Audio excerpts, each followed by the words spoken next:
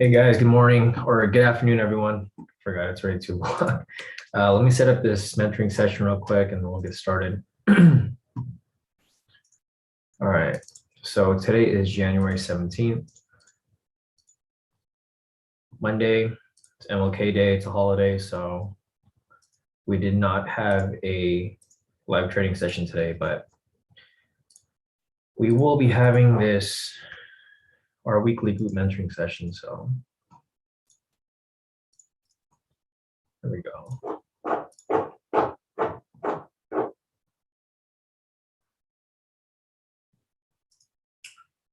right, let me get this link sent out to you guys here.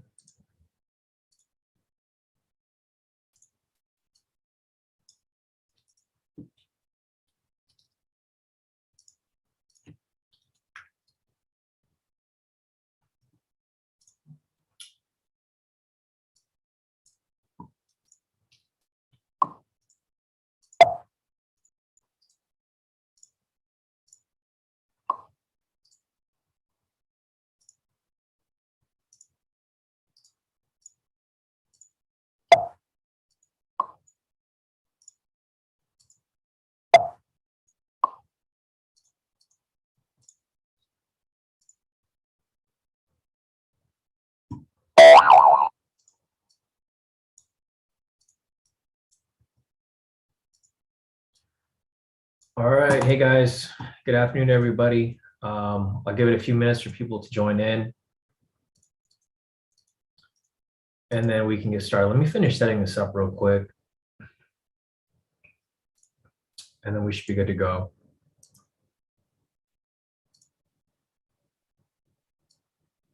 Hey Peter, how's it going? Hey Funmi, everybody. Hope you guys had a great weekend. Just a reminder, today is a U.S. holiday. It's Martin Luther King Day, so we didn't have a trading session today this morning, but we are having this group mentoring session. So give it a few more minutes for people to make their way in. Once everyone's in the room, we can get started. All right, let's get that.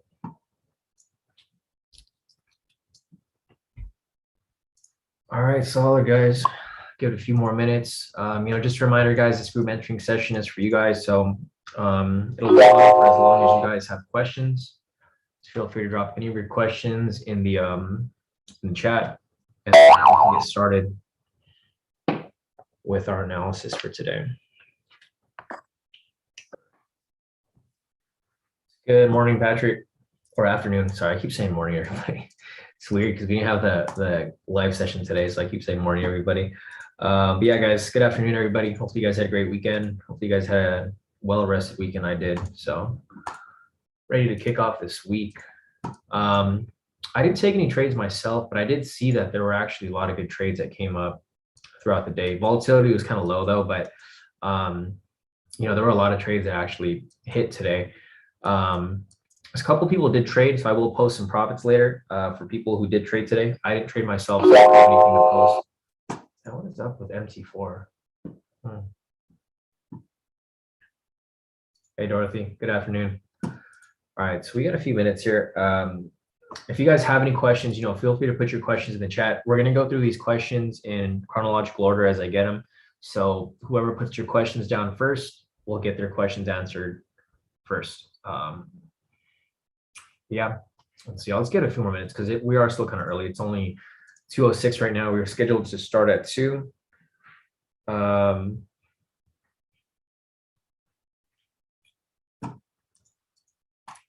And I think a lot of people are still making their way in, so it's all good.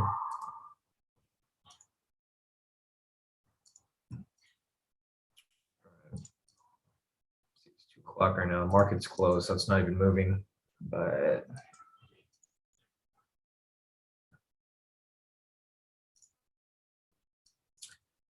Dorothy's asking, hey, Sean, can you go over the best scenarios for you to trade, please? I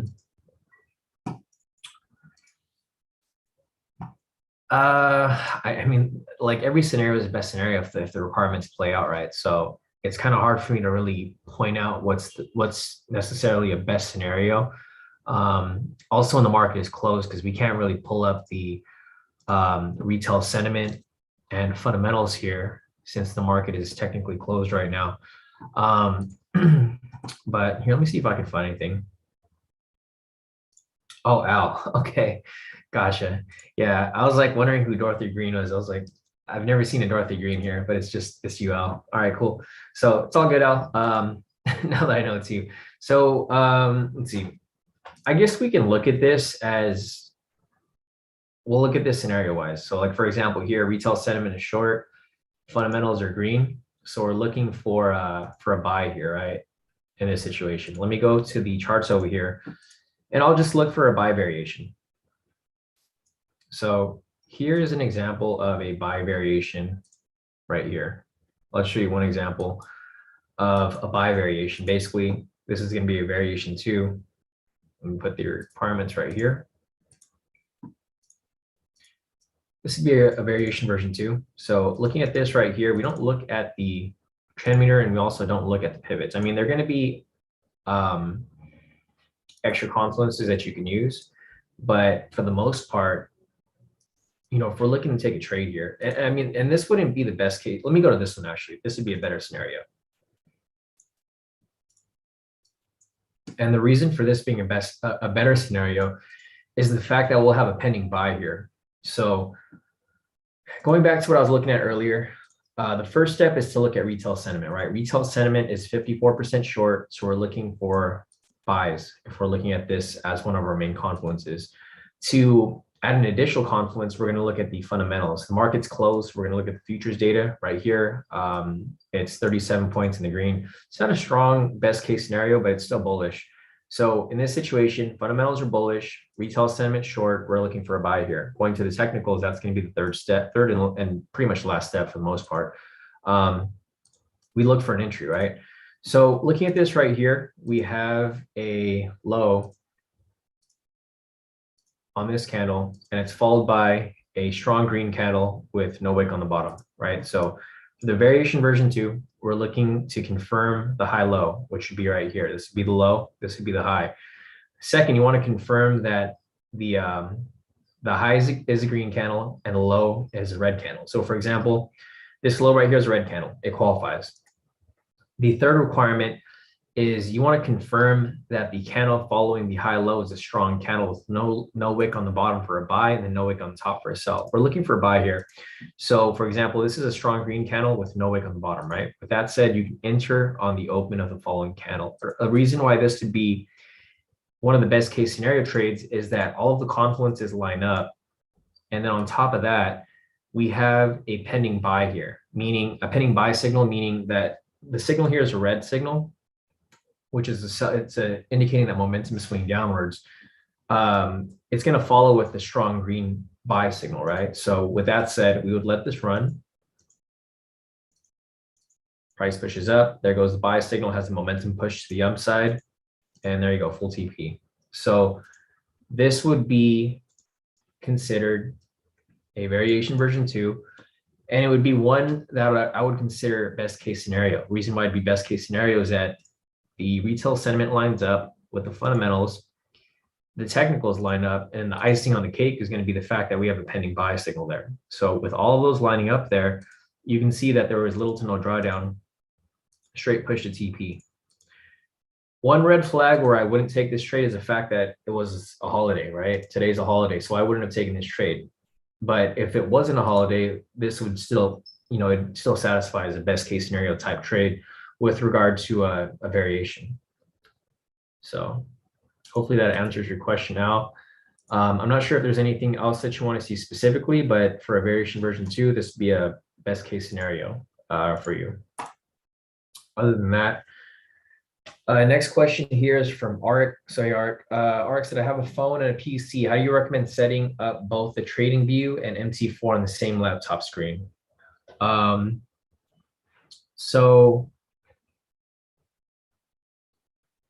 Sorry, Art, I'm trying to figure out like what your question is. You're asking how you recommend setting up both. So you would just, I mean, I would personally recommend that you have 2 screens if possible.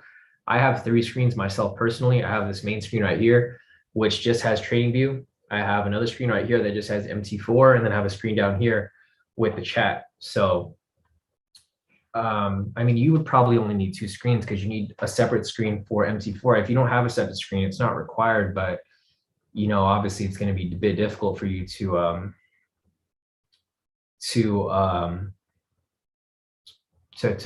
move between the applications depending on how big your screen is. I have a huge screen, you guys can see here in front of me for my trading view. It's pretty big, so you can see everything here. But I mean, it just depends on your preference, Arik. So if you can do 2 screens, I would recommend having 2 screens. If not, then you can still have both of your things up on one screen. It's just going to be, you have to get used to applying it and using it properly. So other than that, let's see. Next question is from Arik over here. Arik, so I use my phone for the trading view and my laptop for MT4.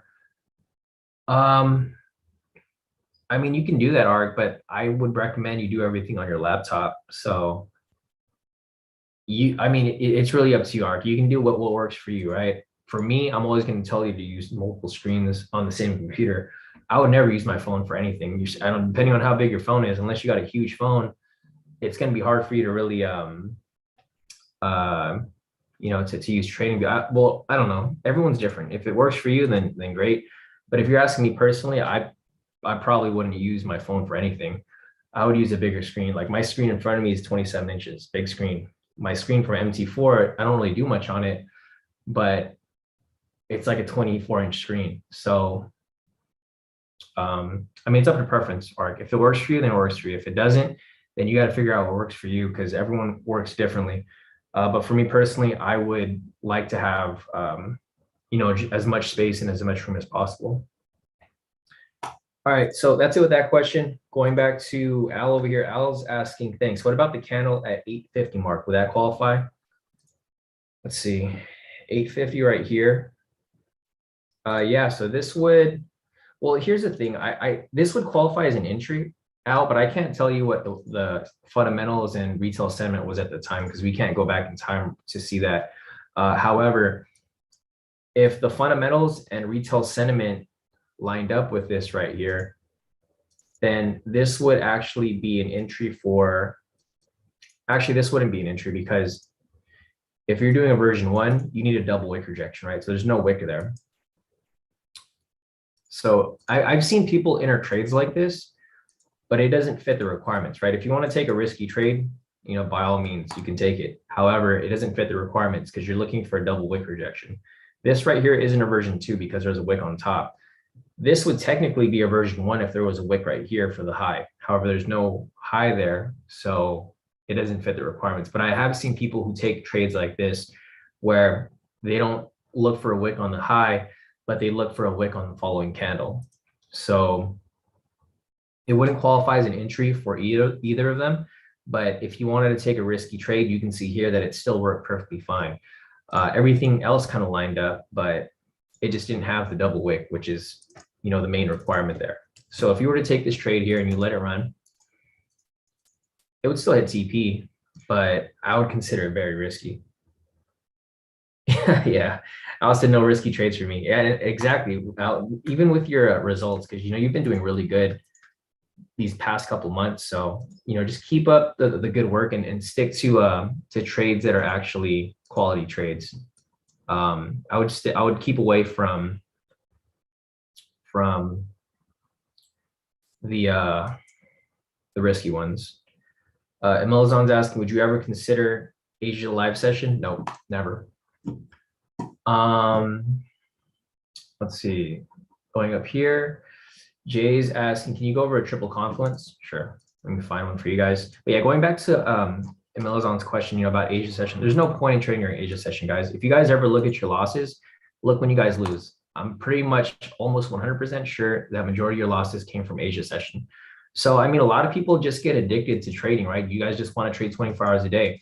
I'm disciplined. I do trade during Asia session sometimes. If I see something really good, then yeah, I'll take it, but it's not really worth the risk unless you see something that's really, really, really good, which happens like once in a blue moon, right? I'll take Asia trades like maybe once a month or once every couple of weeks, but I'm not on it like every day. So for a live session, no, I definitely wouldn't, because I don't want to enable you guys to trade during Asia when you shouldn't be trading.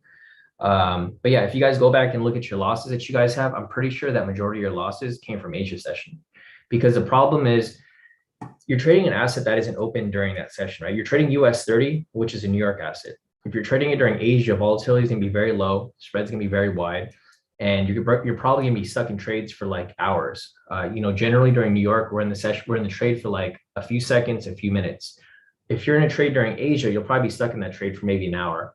And at that point, price might be reversing on you. So I don't recommend you guys trade during Asia. If you guys need to, go ahead. But I personally would never do a live session during Asia because it's just not worth it.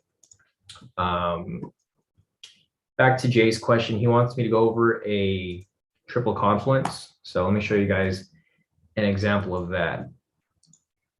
So we got the pivots, we got the trend meter. Let's see if I can find an entry here for you guys. Let's see. I don't know if we're going to find one today because the market was kind of slow, but if I do find one, I'll show you guys. So let's see. No.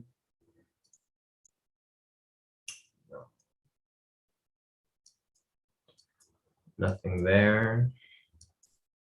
Nothing there. Nothing there. Nothing there. Nope.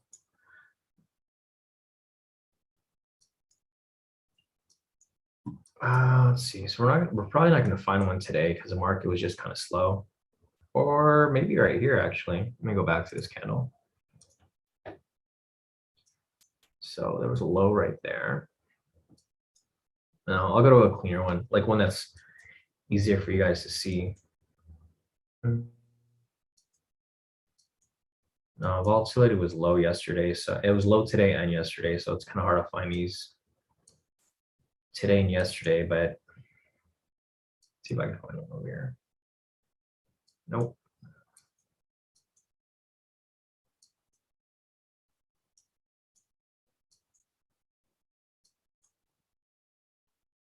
Okay, I think there's one right here.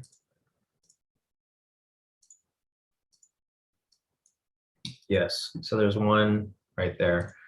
Let me put the requirements here for the triple confluence. All right, perfect. So let me just draw this over here real quick.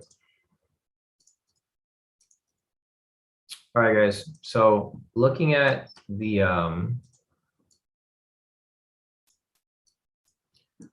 requirements right here. So first you want to confirm a valid K2 momentum signal, right? So right here we have a valid buy signal, and it's valid because we have a green buy signal with a green candle within it. So it's green, green, makes a valid buy. This would be a valid momentum signal towards the upside. Second requirement, you want to confirm the signal matches the trend meter. So this is green and this is green, right? Requirement number 2 met. Requirement number 3, you want to confirm price is above the pivots for a buy or below for a sell. The pivots are right here. Price is above it, qualifies for a buy.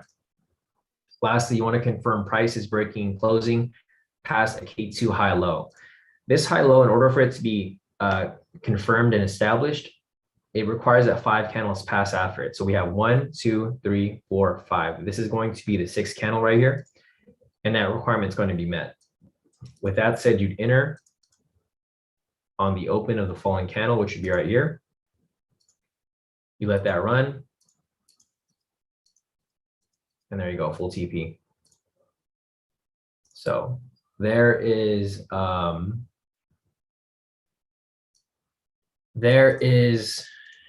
example of the triple confluence. Perfect entry right there.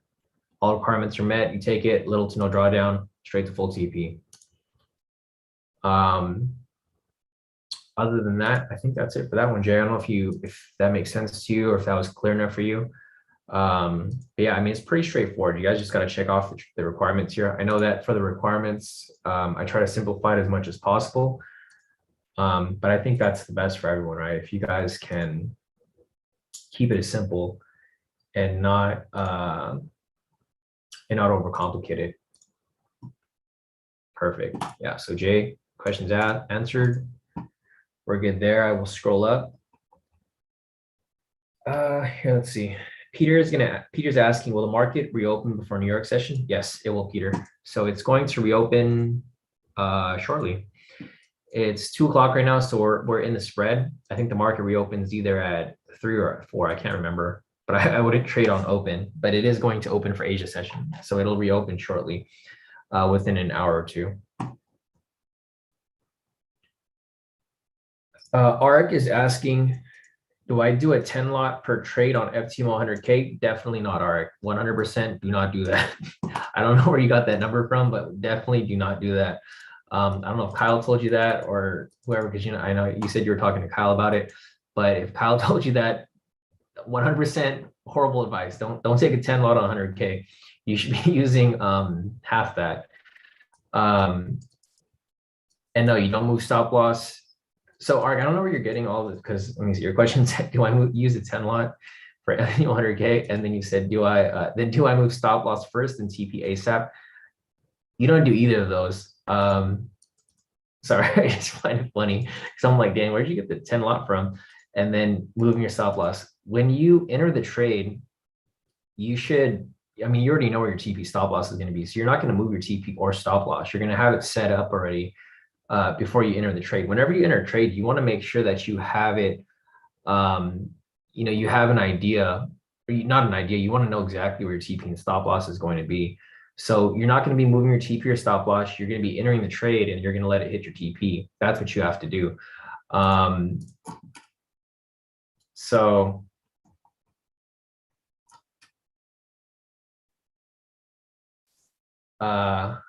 Yeah, definitely do not use a 10 lot on an FTM 100K. I mean, your lot size is going to vary depending on what trade you're taking, but even for the scalps, the highest lot size for the 1 minute scalps, the highest lot size you should be using is a 5 lot. That's max.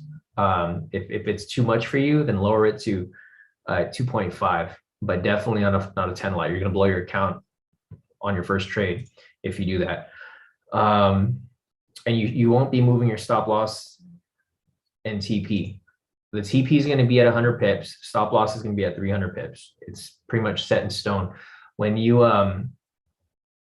enter the trade, I'm not sure if you use MT4 on the computer, you can use a depth of market tool. I don't have, I can't pull it up on my screen. Every time I pull it up, it messes up my MT4. So I can't show you what the depth of market tool looks like. There is a video. If you go on YouTube, just search up depth of market. It's very simple. Let me see if I can find it over here. And guys, just FYI, because, Art came to me and he told me that he paid someone to try to pass his FTMO. He actually paid multiple people to pass his FTMO. Guys, never do that. If you guys want to do FTMO, learn how to trade. Don't pay someone to do it because they're going to blow your account. 100% of the time, they're going to blow your account. So don't fall for that ever. Depth of market, MT4. Okay, so looking at this right here, just search up DOM or depth of market MT4. ARC, and this will show you how to put in your TP and stop loss. So it's automatic. So when you enter a trade, it's going to automatically set it for you. Sorry guys, my dog's in the background. Let me see if I can. Okay, so when you open up that tool right here, this is what it's going to look like. When you open up the depth of market, in order to open this, you're going to right click on your MT4 chart. You're going to choose depth of market, and this pop-up will come up. Right here on the left is going to be your stop loss. Your middle is going to be the lot size, and your TP is going to be right here on the right. You'll set your stop loss to 3,000, which is going to be equivalent to 300 pips. And your TP is going to be set at 1,000. Sorry, guys, give me 1 second.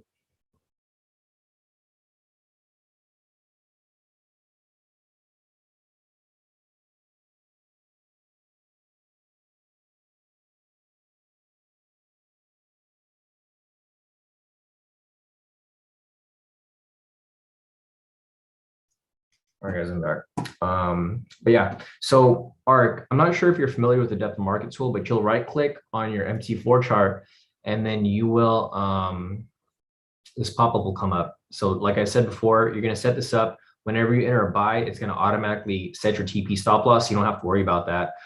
Or if you enter a sell, you either enter a buy or a sell, it's going to automatically set your TP and stop loss. That's pretty much what everyone does here.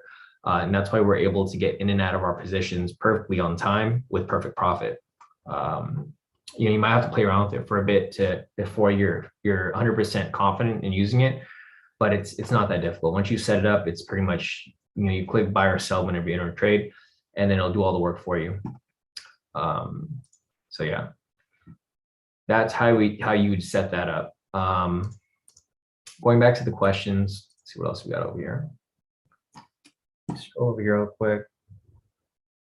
Oh, perfect. Okay, so Peter actually posted the link right there on the bottom as well. So thanks, Peter, for that.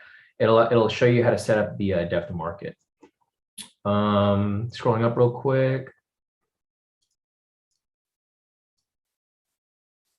Yeah, you're fine, Art. No problem with your internet connection. I do see that you have connectivity issues, but you're fine. Al said I only use a 10 lot on trade strong calls. Yeah. Yeah, Art, we never use 10 lots on a 100K account. So use a 5 or below that. I mean, you can use a 5, but I'd recommend, if you're not comfortable with using a 5 yet, use something below that, like a 2 or maybe a 1.5. But a 5 should be okay for you if you're confident with your trade. But you can't be messing around, Art. Like, you got to like get in the trade and get out. You can't be like entering it and then thinking whether you want to exit the trade right after. You have to enter it and you have to exit it when it hits TP. So just keep that in mind. Other than that, let's see. Question from Roger. Roger's asking, I did not want to message Maddie directly and felt you might know anyway. Seems like he went from about to give up to incredible consistency and success. What do you think finally clicked for him and put him on this path? He had the same issue as everyone else, guys. He started following directions. That's the main thing. A lot of people here who aren't doing well or that don't do well is they don't follow directions, right? I always tell you guys to just trade during New York session. And this probably goes out to you too, Roger, because I know you trade outside of New York session. So not just you, Roger, but everyone who usually isn't as consistent, and same with Maddie. If you start treating this like an addiction, like if you're addicted to trading, like you just gamble every time, you're not going to have great consistency or success. If you follow exactly what we do, I only trade during New York session majority of the time, you should have no problem because all the trades are taken live. If you took every trade that we've taken live, then you'd have like the amazing consistency because you don't even lose trades on the live session. So the main thing with Maddie was he actually listened, right? I literally needed to tell him, like, just stop trading anytime outside the live session. And that's what he kind of did. And then from there, he got really good. After that, he gained his confidence to trade outside of the live session, and he just followed directions, right? I always tell you guys the step-by-step process, but I can guarantee you guys, like if you guys ever send me trade, like, because everyone sends me the trades all the time and they're like, hey, Sean, this didn't work. Why didn't it work? I go back and I look at everything. I'm like, okay, retail center was opposite. You skipped on the first step. Or I'll look at the fundamentals and fundamentals will be opposite. And I'll say, okay, you skipped on the second main step, right? People always want to take shortcuts. They don't go through the fundamentals. They don't go through the retail sentiment. They go straight to just the entries that they see here. You're not supposed to take every single entry, right? You're gambling at that point. I know that the win rate is still high, but if you guys are just gambling, you're not going to find consistency at all. You might as well go to a casino. I told someone that earlier because they were asking about if I knew any signal providers. And I'm like, man, you might as well go to a casino if you're going to do that. But yeah, like the main thing here. Yeah, and exactly, like Jay over here just also, Jay just mentioned too, he said, Maddie told him that he stopped focusing on profits and started focusing on discipline, on winning the trade. Because what happens with a lot of people, and Maddie included, is that you focus on the profits, right? Like you want to make more than what you're supposed to make. Like, for example, all of my trades here, when I trade, I already know what I'm going to make per trade, right? I'm going to make about 1,500 per trade whenever I take a scalp. You guys can see my profits here. They're consistent, right? Because I let them hit TP. What happens is you guys start to see this consistency and you want to go for more, right? Instead of going for that 1,500, you're like, I want to go for 2,500, and you don't exit when it hits TP. It goes back to to the level of greed that people get, because you just start gambling at that point. So my main advice to you and what I told Maddie was focus on winning. Don't focus on making these huge profits on every trade. If you guys can do that and you guys don't lose trades, your account will just continue to grow. That's what you need to pass your FTMO, right? You need to have a 10% gain. Each trade that we take is about a 0.1, half a point to a 1% gain, right? So either 0.5 or a 1% gain. If you can take, so I mean, basic math, you need a 10% gain to pass your FTMO, right? If you can do 0.5 percent, or no, sorry, 0.5%, you need about what, 20 trades to pass your FTMO, right? 10%. So the thing is, if you can trade for 20 days and not lose, or not even 20 days, you can be less than that. You guys can easily pass your FTMO, just like, you know, Maddie did, and how he's consistent now. So the main thing with like the main thing that I told, oh, that is Maddie. Okay, so it was Maddie actually. Maddie said I'm at Jay's crib getting a haircut. Yeah, so that was actually Maddie's response. So Maddie's actually here responding through Jay's Zoom. He's getting a haircut by Jared. So yeah, like what Maddie said, you know, focus on discipline, focus on winning the trades rather than focusing on making big profits. Because what happens with a lot of people that I see too is they'll take a winning trade, but they won't exit at TP. They'll keep letting it run and they won't move their stop loss and profit. So what happens is it pushes up high and then comes right back down and hits stop loss. If you guys would have just taken TP when you were supposed to, it would have counted as a win, and you would have just kept stacking those wins versus trying to chase the trade even longer. So just, you know, pretty much what Maddie said right there. So yeah, I mean, I don't know what else like you would say like for advice to Roger and just everyone else here, you know, how you kind of turn the switch on to go from, you know, wanting to quit to becoming like an amazing trader. But I mean, if there's any other type of advice that you want to give people, you know, feel free to just drop it in the chat. But yeah, I think that's the main key, is just discipline to sticking with the New York session, and discipline to closing out your trades when you're supposed to. Other than that, let me scroll up real quick, see what else I'm missing. Yeah, exactly. Maddie said mainly just discipline and consistency. Yeah, I know, it's all it really is. Because the thing is, you already have a blueprint. It's literally just executing. And that's how you would continue to succeed with this.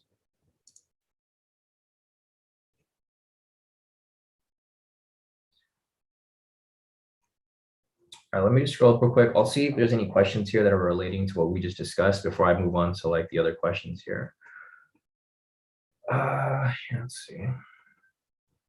Scroll down a little bit. Yeah, Roger said, I'm not trading outside New York anymore. Definitely too risky as the market opens differently. Yeah, it feels like not being thorough can be my issue. My losses typically are a result of not being completely focused and making dumb mistakes. Also, it does take discipline to let the good trades play out to full TP. No, definitely. So that's another reason too, Roger. Another reason why I would say a lot of people don't succeed is the fact that they don't let it run to TP. I've seen a lot of people who close out, you know, midway through their TP, and they just basically miss out on the whole profit. And then they end up having a loss after, because they take a bad trade following it, because they just keep going that cycle, right? They take bad trades after bad trades. And then they're never able to recoup, you know, the losses that they made by taking those bad trades. Let me scroll down a little bit. Just want to make sure there's anything else that I missed here. Yeah, Maddie also said, also don't focus on profits or compare profits. Just end the day in every trade with all wins. Yep, that's exactly what it is. Yeah, and what Peter said too, and don't revenge trade. That's one of the main things that I see a lot of people go down spiral of, because they'll take one bad trade, they'll lose, and they want to make it back, so they double up on another bad trade, and then they just lose, like, instead of just losing one trade, they double up, they lose like 3 trades, and they double up again, they lose like 5 trades, at that point their account's blown. So it's all about discipline. That's all it really is. Let's see, B's asking, in what circumstance would you say is valid to exit a trade early rather than letting it run to TP? I always seem to cut out of trades early for half TP because it bounces around a little. So I lose confidence in the trade, then it goes straight to TP shortly after. So what I would do, B, is if you ever enter a trade, don't look at it. Just let it do what it needs to do. If it hits stop loss, it hits stop loss. If it hits TP, it hits TP. More times than not, it's going to hit TP. It's basic trade psychology right there. And that's not a problem that is specific to you. It's a problem that everybody has. So what I would recommend is if you take a trade, just step away from the computer and then let it run to TP or to stop loss. Most of the time it's going to run a TP, almost 100% of the time. And it shows from the live sessions, like all of our live sessions for the past, 3 or 4 months, they went straight to TP. Even on the trades where I pulled out myself early, because it still affects me myself. It doesn't matter how long you've been trading for, you'll still run into the same issues. So my advice to you to prevent that from happening is whenever you enter a trade, as long as it's a good trade, like all the requirements are met, then take the trade and then let it run. If it's a bad trade, say you forgot one requirement or the fundamentals didn't line up or the retail sentiment didn't line up, then yeah, maybe you should pull out early. But if everything lines up and you're taking a quality trade, just take the trade and then just let it be. And then, if you need to step away from your computer, go outside or do something, then do that. I do that sometimes too. Like if I take a trade and I feel bad about it, I'll just go take my dogs for a walk. And then I'll check my phone 10 minutes later and I'm like, all right, hit TP. Glad that I didn't mess with it and I let it go to where it's supposed to go. So that's just, something that you can do, but it's all basic trade psychology. Let's see if there's anything else here that I'm missing. Yeah, Z said revenge trading is what I struggle with. Blown at least 4 or 5 accounts. Some only 1% from passing because of it. Yeah, exactly, guys. So what my recommendation to you guys is if you guys ever lose a trade, either step away from your computer or just call it a day. Like for me, I almost never lose a trade, right? Especially in the live sessions. Like that one day when we lost that trade on Wednesday, which was my bad because I traded during news. I just called it a day. So you guys can see right here, or actually, I don't know if it's on here, but I lost about 5,000 from that trade. It was on Wednesday, right? And I think Thursday was right, where was it at? What was Thursday? Let me see. All right, so the 12th was Wednesday. And then 13 was Thursday. And I don't even know if my products were even on here.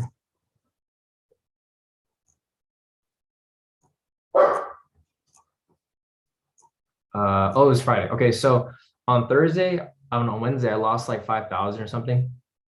And then on Friday, I made it right back. Right? So the thing is, guys, when you guys lose trade, for me, I already know if I lose one trade, I'm either not 100% focused and I'm not just there. I'm not completely there, or it's just a bad trading day. So if I ever have a loss, I just call it a day and I just eat that loss. I'll come back the next day and make it right back. So, yeah, that's my advice to you guys. If you guys have problems with revenge trading, if you ever lose one trade, whether it's a good trade or a bad trade, just call it a day or just step away from your computer for a while, come back with a fresh mind and then take it right back on. Because the thing is, if you guys stick at the computer after you lose a trade, you're going to be trading off emotion. And if you guys do that, odds are you're probably going to take some bad trades and it's just going to be a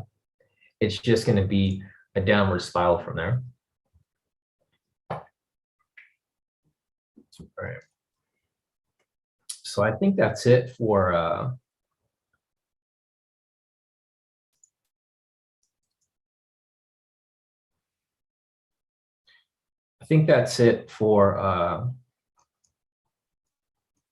questions relating to Roger's question. Let me scroll up real quick and I'm going to go and knock out the other questions that I missed.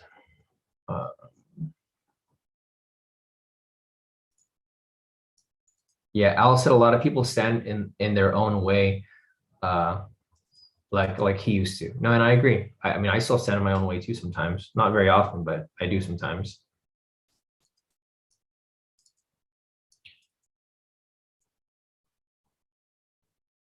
Let me scroll down a little bit.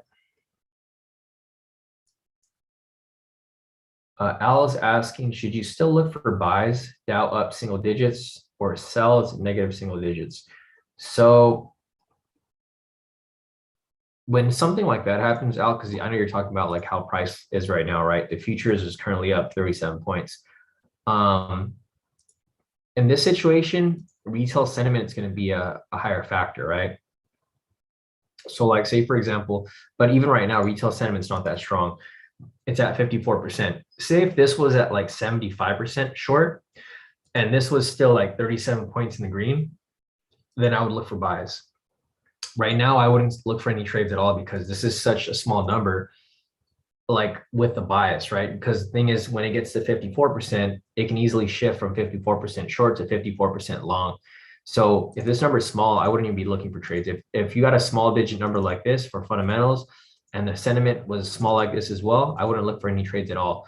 If this was like 75% short or 75% long, and then you had the correlating fundamentals here, then yeah, I would take the trade in that direction. But for the most part, if they're both small and the bias isn't that strong, I just wouldn't look for trades at all. Because it just makes it risky, right? If there's no bias, then price can go either way. If there is a bias, then you know exactly where to trade. But when there's not, it just makes it too risky. So I would just sit it out and wait for a bias to actually develop. Yeah, no problem, Al. Scroll down real quick. Arik is asking, sorry, I don't know what your question is. So Arik's asking, so 0.5% is a 5 lot, correct? For your TPS, that is correct. Art, I think you're like really confused with a lot of this stuff. So I think what you got to do is go back and watch the videos, Art. Like you can't take any shortcuts here. You can't act like you know everything. You got to go back and watch the videos. I know you're like old school K2, you've been here for a while, but you're really old school K2 where you're not up to date with what we're doing now. So what I would recommend, Art, is you go back and watch all the most recent live sessions and all the most recent mentoring sessions. Because the thing is, when you were part of K2, we weren't even trading US 30. So this is a whole different game. Go back and watch the videos, and then go back and watch the other mentoring sessions and the live sessions. That's what will help you a lot to get up to speed, Arik. You can't take any shortcuts here, and you can't keep paying people to try to pass your FTMO because you're probably going to keep losing money. So guys, just another FYI, if anyone offers you services to pass an FTMO or to add you to a copier, I recommend that you guys 100% block them, because we have members within K2 who people trusted, like Arik here. He trusted a couple people within K2, same with Rick, and they all got screwed over, right? There's no shortcuts to success, guys. You can't pay someone to pass. Here's the thing, guys, like just use your logic, right?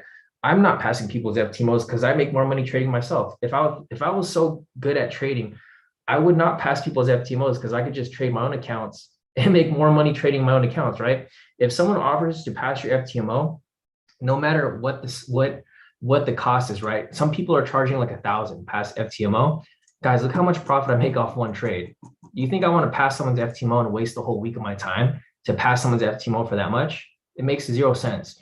So just use basic logic, guys. Whenever someone tries to pass your FTMO, odds are they probably can't pass it for you because they would be trading their own FTMOs, right?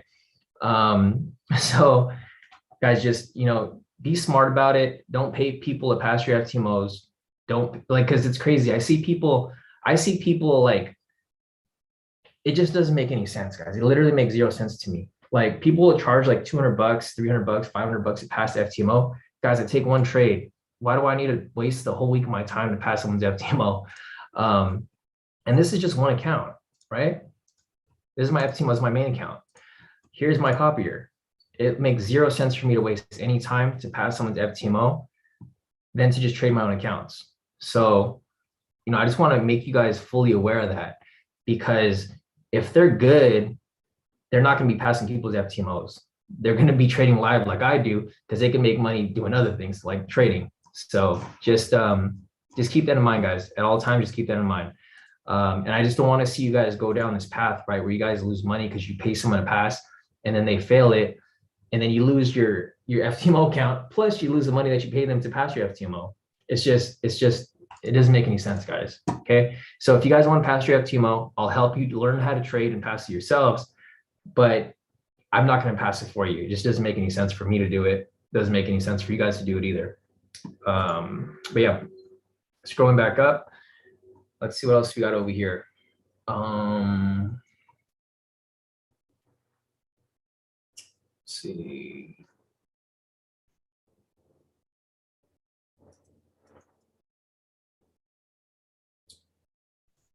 Solange, thanks for the explanation, Solange. So Solange actually responded to your question there too. So regarding your 5%. Yeah, so that's definitely spot on, Solange. Thanks for that. Art said, I'm old school K2. I don't know anything about this no wick reconfirmation thing. Video explains that you're talking about how to trade this new strategy. I don't know what I'm doing. So Art, you don't know what you're doing because you didn't do any work to actually learn anything, right? You obviously don't know what you're doing because you haven't put in the work to actually learn anything. So what I recommend, Ark, is to go back and watch the videos and actually learn so you're not completely lost. You know, you're not going to learn anything automatically just by watching one video that doesn't explain everything to you.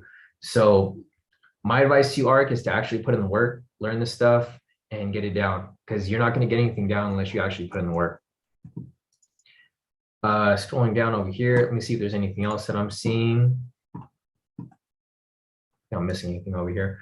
Emilizon's asking, do you trade US 30 during summer, June through August, as the market moves slower? Yep, I trade US 30 every day of the year that it's available to trade. Market does move slower, but it doesn't matter for us because we're still scalping.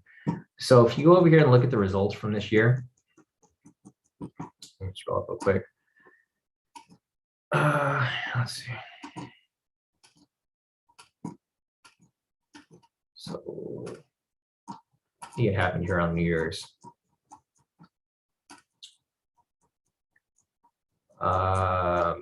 Okay, so here are the results for the year. You can just, if you go back and look at the results, Milazon, these are all the live trades that we take during the summer. So as you can see here, in April, we took about 15 trades. May, we took about 7 trades. June, we took 7 trades. Oh, no, sorry, this is FOREX. Let me scroll down. This is our live trades for the live trading. So in May, we took about 53 trades. June, we took about 64 trades. July, we took about 38 trades. So you can see the market kind of slowed down from July and August. So July, August was the only 2 months where it kind of slowed down a little bit. We went from taking 64 trades to about 38 trades. So it kind of slowed down between July and August, but not for very long, because we took 64 trades in June. And then in September, we went back to taking about 41 trades. October, we took about 44 trades. And then November, we took a little less because, we got closer to the holiday season. So, yeah, I mean, it's going to slow down a little bit, but we still trade. We're still here on the live, day in, day out. So, I wouldn't necessarily,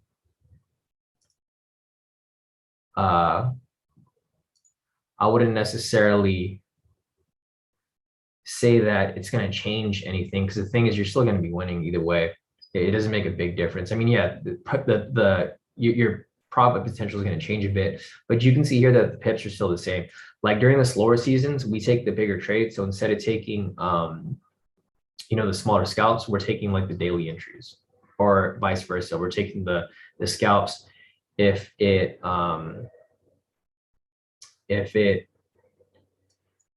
just going to vary. Every year is going to be different, but yeah, in the summer it's going to slow down, but you can still take trades either way.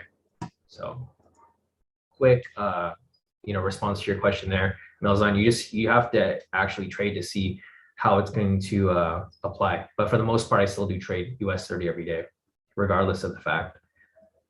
Scrolling down, Roger's asking, when you and Maddie are looking for variations pre-market, Are you typically looking between 5 and 6? We're actually looking 4:30 to 6, Roger. So, and you can just go back and back test, Roger. So if you go back and back test it, just go back to 4:30 a.m.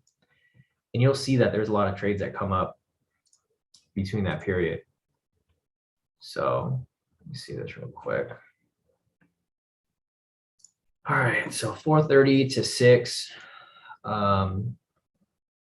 You'll see that there's one right here. I don't know if I would have taken this one. Well, this is going to be a bad day to look at because it's a holiday, but you can see right there, full TP off that. I don't know if this would have been a good buy. I probably wouldn't have taken the buy there, but just showing you for example here. Variation right here. Full TP. Variation right here. Full TP. Variation right here. Full TP. There's like 6 variations right there that already hit full TP. Another one right here, full TP. Another one right here. Actually, I don't know. So I'm looking at like both directions here, but I don't think we were looking in both directions if we were to be trading because the bias was different in that morning. So today might not be a good example, but go back like previous days. Me and Maddie, we back tested it, we forward tested it. It seems like the sweet spots between like, well, actually you can trade even earlier, but the problem is, and you live in the same area as us, Roger. 4:30 is still pretty early for us. So that's like the earliest that I'm willing to wake up. But it's just going to vary from there. So like for me, 4:30 is my sweet spot because that's the earliest I'm willing to wake up. But if you go back even further, you'll find even more entries. It just depends on how early you want to wake up. But I think if you want to trade London, trade at least 2 hours after open. So basically from 2 up until 6 o'clock, if you can wake up that early. I'm not going to wake up that early, so it's not going to apply to me, but I trade from like 4:30 to 6. And that's usually where I've found a lot of good trades to hit.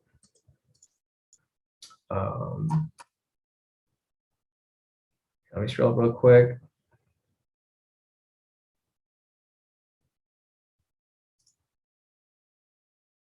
I think that's it for this right here.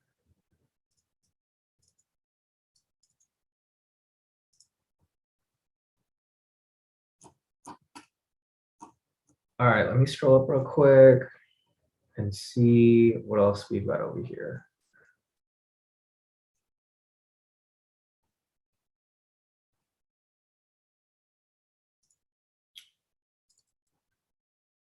All right, let me scroll down a little more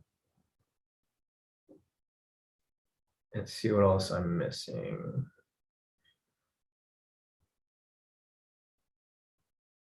All right, so Al's asking, what is your bias percentage to trade either way? For the retail sentiment, that's pretty solid. I mean, 60 to 75. I think 70 and up is going to be solid, but 60 is okay too. So 60 to 75 is okay. That's like normal bias. For a strong bias, you want like 70 and up, 70 or 80%. It's probably not going to go up to 90. That's too high. But 60 to 75 should be okay. If you want something to be really strong, 75 and above or 70 and above would be good too. So yeah, hopefully that helps with that. Arik said, bro, I asked you what videos to watch earlier and you said only recent. Okay, I'll private you message you. So yeah, Arik, I told you to go on the YouTube and watch all the recent videos, right?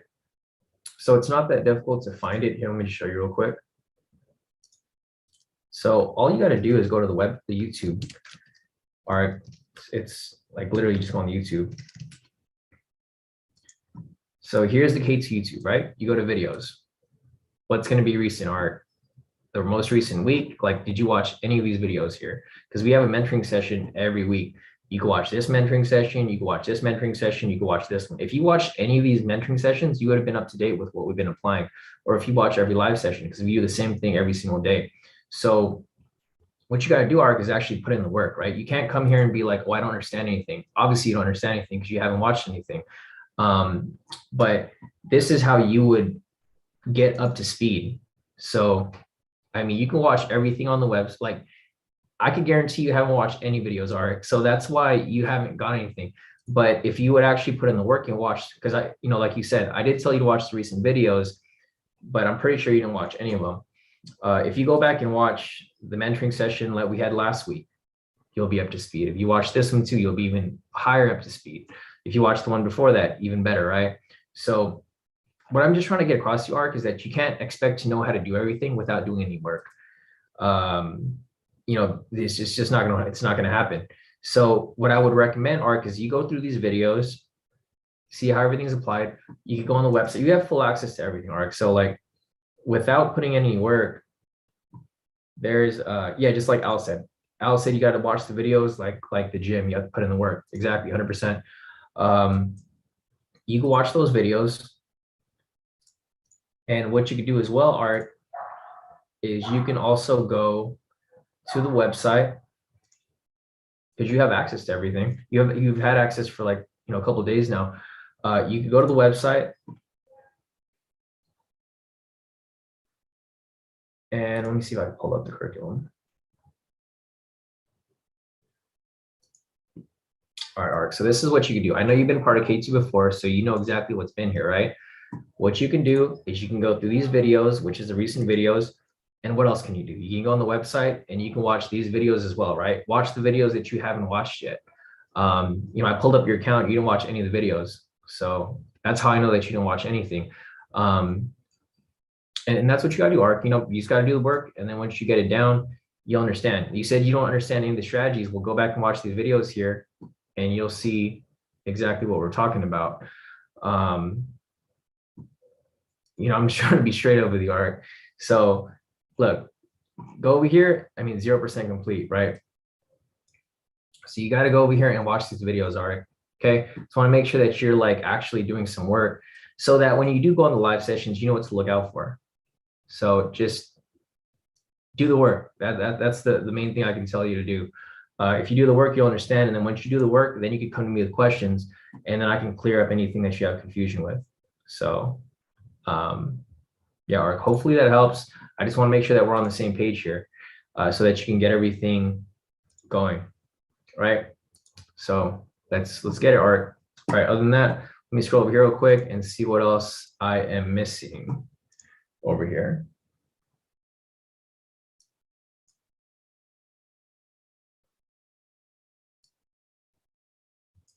Ark, I never recommended Kyle. So don't put anything in it like, all right, I've never recommended you to take any services from anybody in the group. So I don't know where you're getting all this stuff from. I never recommend anybody to take anything from anybody that's not me, right?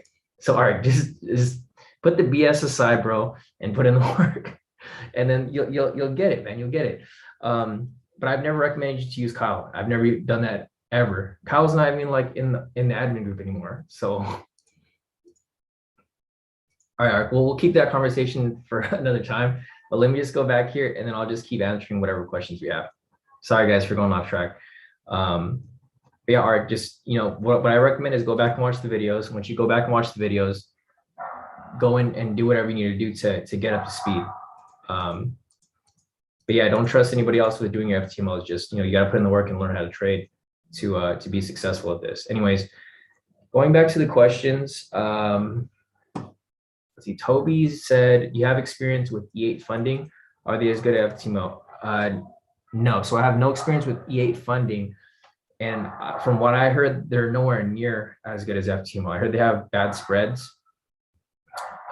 So I think they're like third tier down. So the first one would always be FTMO. That's always going to be gold standard. The second one is probably going to be MFF. And then maybe the third one, I haven't used E8 yet. I'm going to be using them eventually once I max out my MFFs. But I don't have any personal experience with using them. So I can't recommend them. I still don't recommend MFF. I only recommend FTMO for now.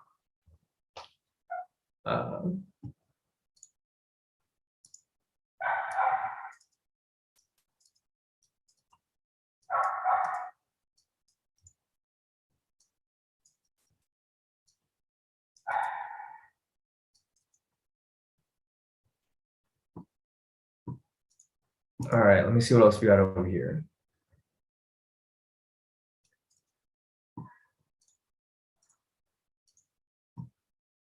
Let's see.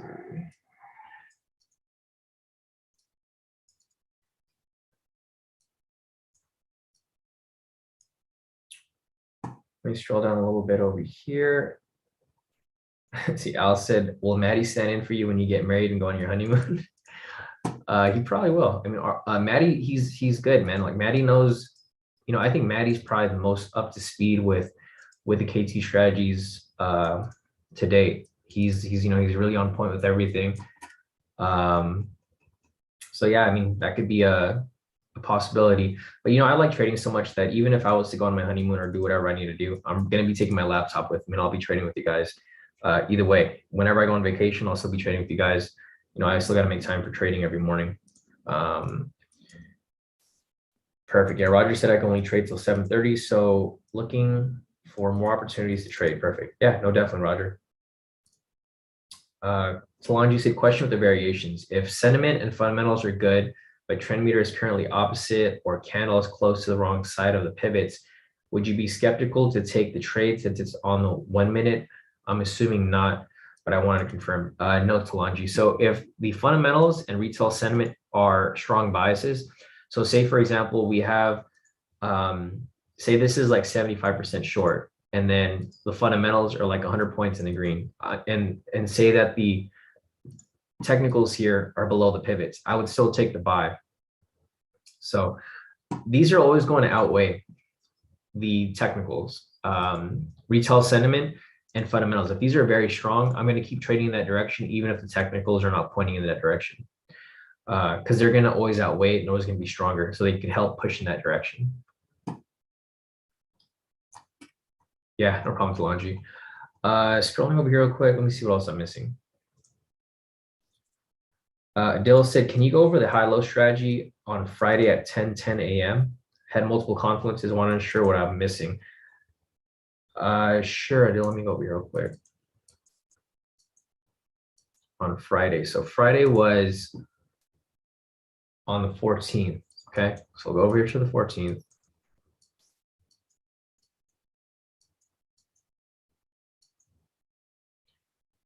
You said at 10:10 a.m.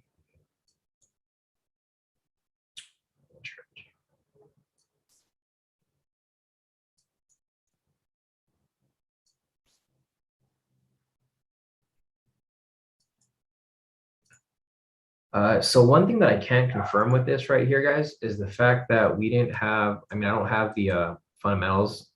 I don't know if, like, I can't go back and see what the fundamentals were on that day, but here, let me go, I can probably identify it right here. Let me just go to a clean chart.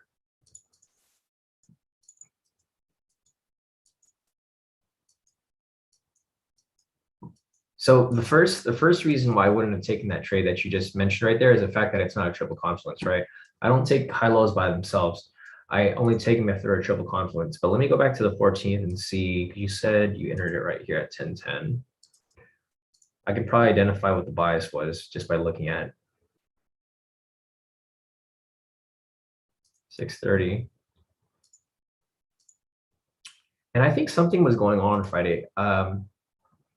I can't remember, but I know that there was something going on because I stopped trading at a certain time on Friday. I think someone was speaking. I don't know if it was the Fed or something, but I know something specific was going on that stopped our trading for that day. So let me just mark that up.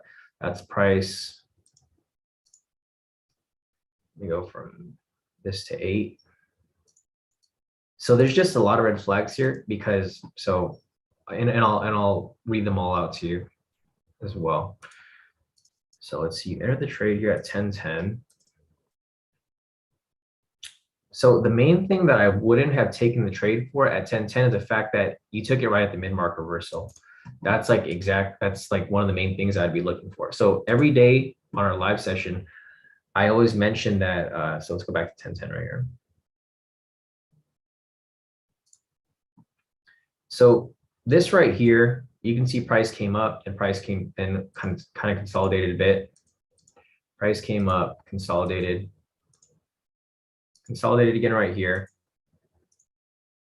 Another consolidation. So one of the reasons why I wouldn't have taken this for a sell here is because I always mention, like, if you guys always see my markups, I mark up that we have this trading period where you trade from like 6:30 to 8, where price goes directional, it consolidates a bit, And then from 10 to 12, I always tell you guys that the mid-market reversal generally happens on this period, right? So that's like one of the main things why I wouldn't have taken the sell there, because you literally took it against the mid-market reversal. Price was already dropping for quite some time right here. So, you know, if you follow the mid-market reversal that we always mark up every morning, it would go complete opposite. And let me see if I could see what else did I see here. So I'm just gonna, you didn't take a bad trade. So just if you're taking the strategy by itself, then it was a clean entry. I mean, it was a high-low entry, right? So let me just mark this up for you right here. But I'm gonna tell you also the reasons why I wouldn't have taken this specific trade here. So we have the low right here. We have 1, 2, 3, 4, 5, you know, more than 5 candles. This is established as a low. If you're just taking this as a high-low entry, then yes, this would be a high-low entry, because a high-low entry only requires certain things. So this is the high-low. You're looking to confirm the low, which is right here. You want to confirm price breaks and closes. That's going to be this candle right here. Confirm you're trading the direction momentum. We have a sell signal. Everything lines up. Price is not ranging or consolidating. Price was ranging right here, but it broke out of it, right? So if you're just applying this on its own, then yes, this would be a high-low entry. However, I can't remember what the fundamentals were at this time. So I'm not sure if fundamentals were starting to shift to the upside, because I know that it was, you know, retail sentiment was bullish, or it was bearish all week. Like this number here was always short. So we were always looking for buys. We weren't looking for any sells. So I think that might have been one of the things too. I think on Friday, the fundamentals were short, so I wouldn't have been looking for sells. I think that's the main reason why I wasn't looking for sells on that day either. Let me see, what day was that? That was on the 14th. Yeah, I don't know if I was looking for sells on. Sorry, again, I can't go back and check. But if anyone else here remembers, if anyone else remembers, then you know maybe you can give us some insight. But yeah, going back to the analysis here, Adil, you were fine with identifying this as a high-low, but I can't remember what the retail sentiment was here. I'm pretty sure it was short. So we weren't looking for any shorts, and then the fundamentals here, I can't remember what it was either. But just looking at straight technicals, like without looking at the mid-market reversal, then yeah, this would be a clean entry. However, you know, if I mark this up here, generally when market opens directional, consolidation from like 8 to 9, 9 to 10. This is usually where I don't trade. I don't trade from 8 to 9 or 8 to 10 or 9 to 10. And then from right here, I generally try to take the mid-market reversal that generally happens, right? Because if you just let this run, you can see that the mid-market reversal ended up playing out how we always anticipate it. So yeah, that might have been the key. So Adele City, I believe fundamentals weren't aligning at the time. And I agree, because I remember it being short for like the entire week. So we were always looking for buys. But yeah, that's the main reason why I wouldn't have taken it. I think this would be the main key. This, and then maybe retail sentiment. But if you're just looking for the trade on its own, would have been good. Let's see if I'm missing anything else here. Al's asking, on the high-low strategy, does the momentum signal need to be in the direction you are trading?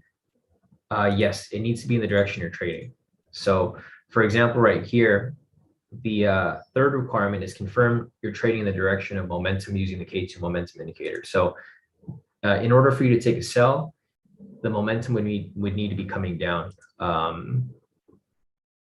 Vice versa, you know, if you were taking a buy, you would need price to the momentum signal to be a buy right here. Let me see if I could find one. Not that one.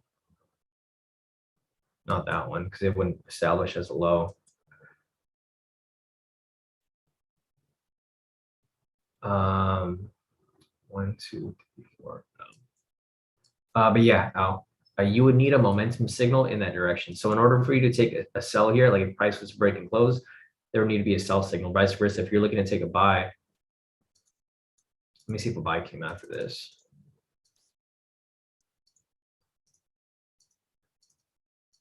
Let's see.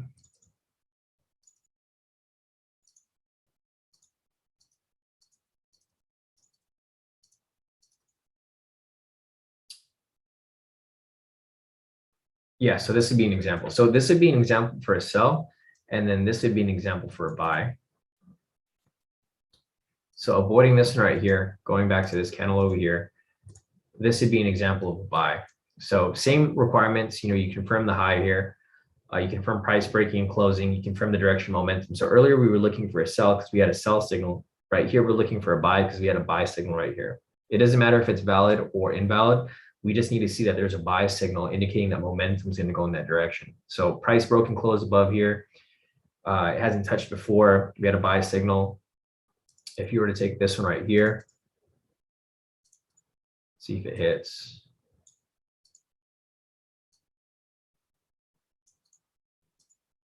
And there you can see. So I do think the fundamentals here were bullish because you can see the high low here lost for a sell, but this one here would have won for a buy because I think the bias was for a buy. So if you would have just waited for a buy here, this would have actually hit. Yeah, no problem, Al. And yeah, Dill. I know it's unfortunate. I don't know if you took that trade yourself, but I think that might have been the case. And you can usually see that if you go back and see the following trade. Like say, for example, if a sell loses here, and then you see a buy that happens right after and it wins, odds are the fundamentals and or retail sentiment were probably pointing in the other direction. Because this was probably just a little pullback or a little retracement before it was to swing back to where it needed to go. Yeah, no problem, Adele. All right. So other than that, let me see if there's any other questions here. Let me scroll up.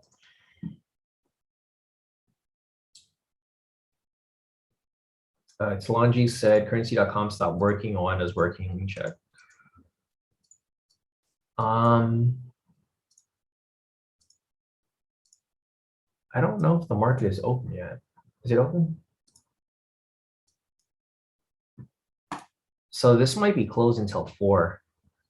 Because of the futures data, Talonji, it's still a holiday. So I don't know if this is going to reopen at 4 or at 5. Each broker is kind of different. So I know for the futures, I don't know if you got to check with like the broker to see when their market reopens. But I think this is still closed because of the holiday. You have to wait until Asia session opens, which would be, I think, 4 o'clock or 5 o'clock my time. It's 3:14 right now my time. So when it reopens for the next day, it'll start moving again. Yeah, Al said it's open, big gap down. Yeah, and that's probably what it is. Because if Awanda's still open, because Awanda uses indices data. Let me see.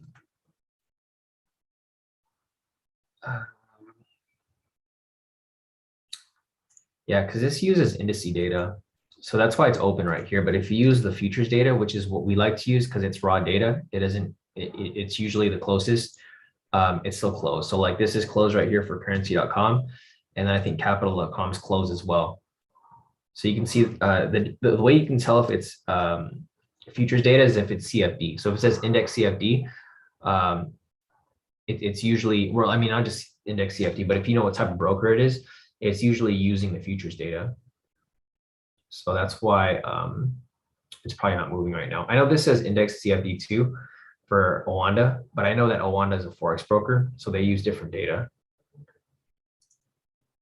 But yeah, it should open probably in the next 40 minutes or so when it hits 4 or 5. Let me scroll up real quick, see what else I'm missing.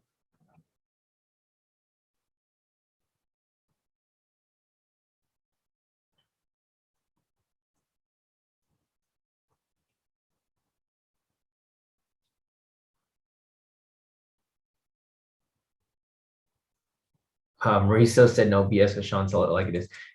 So guys, I know I might have been a little too strong with ARC earlier, but ARC, I just want what's best for you, right? I'm not here trying to scold anybody or pick on anybody or call people out for stuff. What I want you to do is I'm trying to point you in the right direction, ARC. So like, whatever, when I was like telling you earlier to go over the videos and stuff, I was telling you that because I want you to actually learn this stuff. Because ARC is a friend of K2. ARC has been an old member to K2 from a long time ago. I know ARC's been busy and he had to like kind of pay some people to like trade his accounts, but I would never recommend anyone to pay anyone to trade their accounts. I know ARC said that he got scammed by a couple people. That's unfortunate. It happens to a lot of people. It's not just ARC, it happens to a lot of people here. But you guys got to keep in mind that I always have your best interest in mind. So For me, I'm never gonna forward you guys to, or I'm never gonna refer you guys to someone to trade your account. I'm always looking to help you guys actually learn how to trade so that you guys can do this yourself. So, you know, sorry if I made it seem like I was like really coming at you, but I wasn't, because I know, you know, me and Arik have a different like friendship because I've known Arik for a while now. And I know like the hardship he's gone through to get to this level where he wants to succeed with trading. I know Arik will get it. You just got to put in the work and you'll get it eventually, Arik. It's just going to take some time. Scrolling over here, let's see. Talanji's asking, do you know if or how FTMO could let you increase a smaller account to a larger one, or would you have to close the account, retake the challenge? So Talanji, if you have 2 accounts and you want to merge them into a bigger account, you would just message their support and then ask them to merge it. Say I want to merge my 50K and my 50K to 100K, and then they'll give you a new account. That's pretty much what they did with me initially when I first had my 50K and I wanted to merge it with my other 50K when I first did FTMO like 2 or 3 years ago. So that's how they would do it. I don't know how they do it now. I don't know if they just add another account, like they just add funds to your account, or if they give you a new one. But back then they would give you a brand new account to use. Yeah, no problem. Let's see if I missed anything else over here.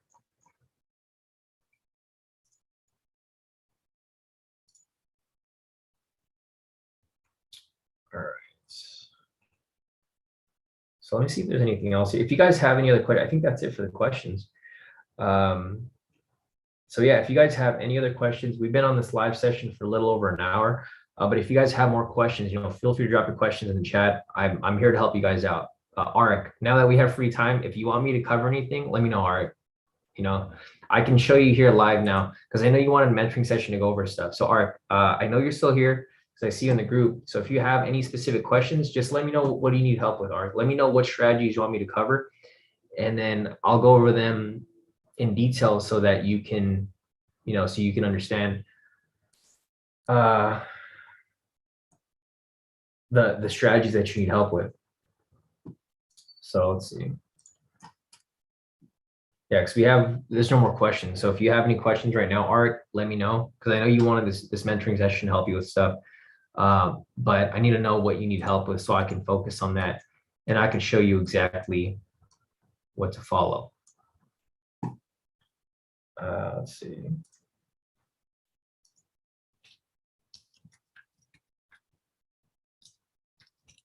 I'm just gonna message you here. All right.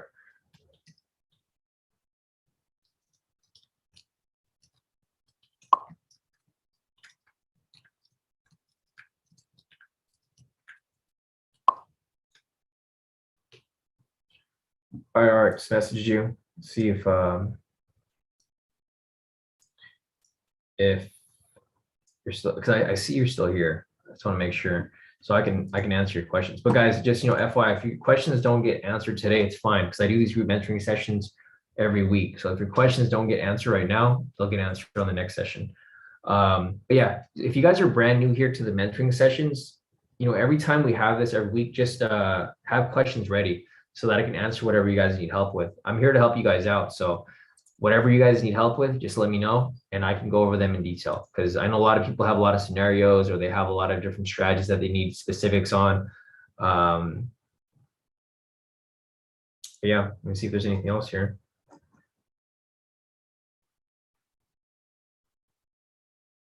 All right, Arik, I'm gonna unmute you if you wanna chat, or if you wanna type it up, you can do that too. So here, I'm gonna unmute you real quick. And if you want to ask a question, hey Arik. Hey, big dog. All right. Let me. Man, I'm sorry about that. I thought I was just gonna follow what everybody else was doing. That I did follow the mentoring, but I thought it was kind of like, I thought we just dropping the time frame from what we was doing, but I see there's a lot of stuff that I don't know. So I'm gonna try to, if there's anybody that knows, you know, that I know basic trading, but is anybody that can explain if I I will follow your trade, but if there's a lagging on the YouTube, then I might have to just do it by what I see. And as far as the other question about, do I put both screens on my laptop? I don't have two screens. I haven't got that rich yet, but I can put up my phone and take the live trade on my desktop. So I just didn't know how to totally copy. I can't totally copy because I don't have three screens, but I'm just trying to find out what's the best way just to follow your trades. Is it possible for me to follow your trades just when you guys take them, or do I have to actually know the system to follow your trades until I catch up? Yeah, so you don't need to know the system completely, Art. Like if you can follow what we're looking for on the charts, because I'm usually explaining, step by step. Like if this happens, then I'm gonna take the trade, or if this happens, I'm gonna not take this trade, right? So what you could do is you can have both of the screens on your laptop. I know, you don't have two screens, so it's gonna be a little more difficult, but what you could have is you can like make half your screen for trading view and then half your screen for MT4 so that you can be following and then you can still be entering the trades. If you want to have your trading view running on your phone so that you can just look at it on your phone while exiting, while putting the trades in on your computer, you can do that as well. So I think the main thing here is you would need to know the strategy so that you can anticipate the trade. Like say, for example, right here, let me show you an example of a trade here. This isn't a real trade that's happening right now, but like say, for example, right now, we're here on the live session. And the thing is, people already know this strategy right here. This is going to be a variation version 2.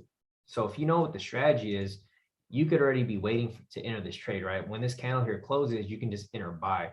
But if you don't know the strategy, when I enter buy, you're probably not going to know until we're already in the trade. And at that point, it might be too late. So you don't necessarily need to know the strategy, but you should have a good understanding as to like when the trade's coming. Because if you know it's coming, you can just have your finger ready on that buy, and then you can just enter it right away because these trades happen really quick. So for example, if you were to enter this buy right here, and you can see if you missed it by like a few seconds too late, or it would already be almost a full TP. So at this point, you'd have been like, oh crap, I'm probably gonna miss the trade. But if you're already anticipating it and you knew it was gonna come, you could have entered buy as soon as this candle closed, and you could have caught that big push to the upside. Because this next candle right here would have came back down, and then it would have hit TP right there. So, it just depends on how prepared you want to be for these trades, because these trades happen really fast. I know you were in K2 a long time ago when you were trading on the 4-hour. For those trades, you can end those trades late, but for these, you can't be lagging at all. You gotta take it when it comes up. So if there's any strategy here that you want me to cover, Arik, I can show them to you. We do have some open time right here. We've been on the session for over an hour, but I want to make sure that you're ready for the live session tomorrow. So if there's any strategy here that you want me to cover specifically, I can cover for you. So anything that you need help with, let me know, Art. I want the best for you because I know you've been in the K2 for a while, and I know you kind of went off for a bit, but now that you're back, I want you to get back up to speed with everything. So yeah, if you have any specific questions, that could probably be best. If not, then I would recommend just going over the mentoring sessions and just see what questions that everyone else has, right? Because people are joining K2 every day. So when people join K2 and we have a mentoring session, they're probably asking the same questions that you have. So if there's a strategy you want me to cover, let me know and I'll go over it in detail. But if not, then I would recommend going back and watching pretty much all of the mentoring sessions for the past month or so. And then when we come back next week for the next group mentoring session, you could have a list of questions so that I can answer everything specifically so you understand stuff. But yeah, unless you have any specific questions, then here, let's see. So Arc City, I know what a no wick is. Just give me one more example. So the problem with these examples right here is that they're different strategies, Arc. So you kind of have to know what strategy, or you got to let me know what strategy you want me to cover, because there's a variation version 1. There's a variation version 2. These are basically the main strategies we apply during the live session. So if you were to learn any strategy, it would be all of these three right here. This would be the three. So what you could do after this live session arc is you can go back and write these requirements down on a post-it or on your notebook or something, just so that you know what to look out for. And I'll show you an example of each one. So a variation version 1 would be a double wick rejection. And let me see if I can find one for you here. Let me see if I can find one, and then I'll show you. It's not going to be applied how it is here though, because we're going to be using different confluences in the market. And this is something that you'll start to pick up over time, Mark. You're not going to get this overnight. This is going to take some time for you to learn. But once you learn it, you know, you're going to have that skill where you can just keep rinsing, repeating it. So here we go. We got one, actually right there. All right, here's an example right here of the variation version 1. All right, so basically, here, I'm gonna put these aside right here. All right, so you're not, don't pay attention to these right here. Pay attention to just this one right here, okay? So looking at this right here, I'm gonna go down the requirements. Let me just put this aside so you're not confused. Okay, so let me take off the pivots because they're not required. They're gonna be on during the live session, but I'm gonna show you here what to look out for. So for the variation version 1, you wanna confirm the high-low using the K2 high-low indicator. So once you have this indicator on your chart, and let me remind you where to find these indicators, because I know you haven't been around for a while, so you might not know where to get them. Go to indicators, go to invite-only scripts, and then if you go down right here, it's gonna be the K2 high-low indicator.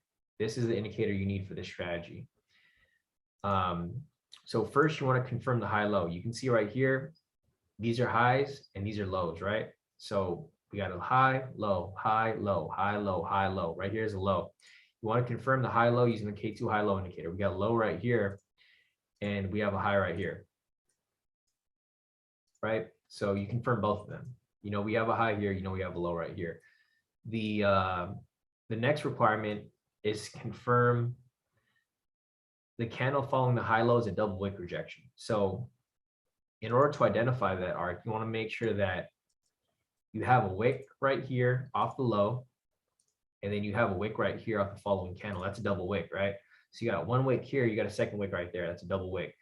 Once you have those two, you can enter, like if you see this right here close, you have your finger on the buy, you enter that buy, long position right there. You go for 100 pips. You let that run. And there you go, full TP. All right, see that? That's going to be variation 1, the original variation. So for this strategy right here, you might want to make a note of this. Just, you know, drill these requirements in your head so you can, you know, exactly what to look out for. That's going to be variation 1. Now, let me show you an example of variation 2. Example of variation 2 is going to be, see if I can find one. Okay, right over here. Let me put this away. I'll move this over here. Okay, this is going to be a different version of the variation. So I'll go back to, actually, that's not going to be a entry right there. Let me see if I can find one over here real quick. And then you can use this as an example. Okay, so right over here, this is a perfect example right here. Let me hide these over here so you don't get confused. Now variation number 2, little different from the variation version 1. It's just you take away the double wick rejection. So you might want to take a note of this too. You can go back and watch this mentoring session arc, just take a, you know, a screenshot of it, or just write it down in your notebook, your post-it, or whatever you need help with. Right here, variation version 2. So the first requirement, you want to do the same thing. You want to confirm the high-low using the high-low indicator. We got the high right here, and then we got the low right here, right? So with that said, you got the first requirement. You got the high right here, and you got the low right here. The next requirement is that, actually, sorry, this is not going to be an entry. It doesn't fit the second requirement. Okay, here's one right here, actually. This is a good one. All right, another one right here, Art. We're gonna do the same thing. Identify the high and the low. So guys, also my brother is working on an update to this indicator so we can put a line right here. So it'd be easier for you guys to identify where these high lows are. It's gonna make a big difference when you guys are looking for these high lows because it just draws a line for you automatically. So you guys can see that there's a line there. Going back to the strategy right here, all right, first requirement, confirm the high low, right? We got a high here and we got a low here. There's actually two entries. There's one right here that you could have taken right here. So you got a high here, but it's going to be hard to tell what kind of candle this was because it's so small. So we're just going to use this one right here because this is a better example. You want to confirm the high low, got the high to low. Second, you want to confirm that the high is a green candle. It's kind of hard to tell if that's a green candle. So we're just going to avoid that. But if you did take that trade there, it would have been a full TP. Right here, you want to confirm that the low is a red candle. So for this one right here, this is going to be the low. And the second requirement is that it's a red candle. So both requirements are met. The third requirement, you want to confirm that the following candle is a strong candle with no wick on top for a sell or no wick on the bottom for a buy. Right here, we're looking for a buy because we have the rejection off this low. And right here is a strong green candle, right? It's a strong green candle, no wick on the bottom side. With that said, you would enter this for a long position. You go for 100 pips, you let that run.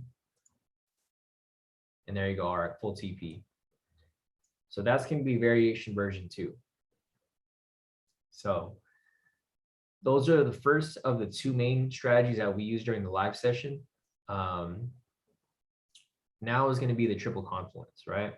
So I gave you an example for that one, gave you an example for the first one. Now here's a third strategy. Yeah, RX said it doesn't seem hard. It's not hard at all, RX. Once you like do it enough times, it's going to be like second nature to you. You're not even going to think about it. You're just going to enter the trade. And you're going to hit your TP real quick. All right, so for this triple confluence, this is a little more complicated, but once you do it a couple times, it's going to be easy to you. It's not going to be that complicated at all. Let's see. So let me go and find an example here for you if I could find one. I don't know if I'll find one today, but I'll go as far back as possible to find one for you. This one right here is it's gonna require that you use the K2 pivots and the trend meter though. So this is gonna have a bit more requirements, but we've been applying this strategy for the past 3 months and haven't had a loss using this specific strategy, as long as it's applied correctly. So let me see if I can find one over here. Nothing. I know we saw one earlier, the one that I showed to Jay earlier, but let me see if I can go back and find that one. This one's it's a little harder to find because there's more requirements that are necessary. But you know, they're necessary for a reason. That's why it has such a high win rate, because it doesn't come up as often. All right, I think we might have one right over here. Let me see. All right, perfect. There we go. So this is exactly what I was looking for. All right, RX. So here's the third strategy that we use most of the time during the live session. So let's go down the requirements again. First requirement, you want to confirm a valid K2 momentum signal. So right here, we have a valid momentum signal, right? And it's valid because you have a green candle within a buy signal. So with that said, this is going to confirm that we have a valid momentum buy signal for in a direction that's going upwards. That's going to be requirement number 1. Requirement number 2 is you want to confirm that the signal matches the K2 trend meter. The trend meter is down here. If you remember this was around when you were around. One thing that you want to change for the settings here is you want to go to the settings and you want to make sure that this says chart. It'll either say same as chart or chart. This is the settings you want for scalping. Before, when you first used this indicator, it was set to 30-minute, 1 hour, 2 hour, and 4 hour. And that was because you were trading intraday, right? You were trading on the 4 hour time frame. You don't want to use this for scalping because you only want to know what's happening right then and there. So make sure you have those settings set the same as chart. And let's get back to these requirements. First requirement is a valid K2 momentum signal. It's a valid buy right there. The second requirement, you want to confirm that the signal matches the trend meter. Trend meter is green, so you got green and green. They both line up. Third, you want to confirm that price is above the K2 pivots for a buy or sell. So for example, right here, I don't know if this indicator was around when you were around, Art, you might have been around, but what we use are the last, we only use levels 3 and 4 because those are the strong pivots. But I mean, either way, if you had all the pivots up there, it'd still be above it. But what you do is you just take off the level 1 and level 2 in the settings so that you can have it marked up like we do right here. So back to the requirements. Valid K2 momentum signal. It's matching the trend meter. Third requirement, price is above the pivots for a buy or below for a sell. Right here, it's above the pivots for a buy. So that's going to qualify for the third requirement.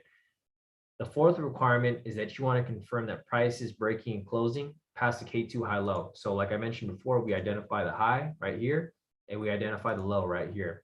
In order for this high to be valid, there needs to be 5 candles that pass the high. So we got a high right here. We count 1, 2, 3, 4, 5. With those 5 candles, this is officially a high. So if I go back over here before that happened, you can see right here that price was kind of just going sideways, right? We have the high right here, 1, 2, 3, 4, 5. This is established as the high. The next candle breaks and closes above it. So with that said, all the requirements here are met. And then when you take this trade right here for a buy, you do the same exact thing. You enter it right there. We're anticipating momentum to go to the upside, let it run. There goes, it climbs its way up. And there you go, full TP. So it's not too difficult, Arik. I mean, I already gave you the 3 main strategies we use here. So what I would recommend is rewatch this mentoring session as many times as possible for you to actually understand this stuff.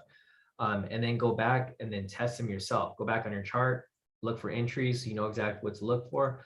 And then during the live, you can anticipate these moves. So for example, right here, if you see this move happening right here, you already got your finger ready on the buy entry on your MT4. As soon as it closes, you hit buy, you let it run, and there you go, full TP. And you know, it's as simple as that. Like you even said yourself, you know, it's not difficult at all. It's just going to come with a lot of practice and patience. But once you get everything down, you know, pretty much solid for the most part. Other than that, I think that's it for this right here. Let me see if there's anything else right here. Mauricio said the sessions are great. Yeah, no, definitely, Mauricio. Alice said, thanks, Sean, and everyone for the help and assistance. Greatly appreciate it. Definitely. I'll see you tomorrow in the live session. Yeah. Other than that, let's see. B said, I was told by FTMO support after every payout they provide you with a fresh account. Has this always been the case? No, usually they just deduct it from your account, B. It's the same account. They just deduct. Sometimes they'll give you a new account. If there's an issue with the account, they'll give you a brand new login. That's happened with me a couple of times. But normally they just deduct the profit and then they'll put or they'll put the profit back into your account. Like say, for example, if you don't take a payout, they just leave your account as is. But if you take a payout, they're just going to deduct it. So it'll just go back to the price that was, you know, post deduction. So they don't necessarily give you another account every time. They do it sometimes. They've done it with me if there was ever an issue with my account, and they just got to give you a fresh one. But for the most part, they just deduct it from there. All right, I think that's it for now, guys. I don't think there's any other questions. So if you guys have any other questions, you know, feel free to reach out through email or through Telegram. Otherwise, we'll have this mentoring session again next week. So if you guys have more questions, you know, just write them down, keep them saved. And then when we have the mentoring session next week, we'll go over your questions again, just like we did today. So I think that's it, guys. If you guys have any questions, feel free to reach out. Otherwise, I will see you guys tomorrow for the next live session as we officially kick off the trading week. So I think that's it, guys. If you guys have anything else, feel free to reach out. Otherwise, have a great rest of your evening, guys. And we will pick up tomorrow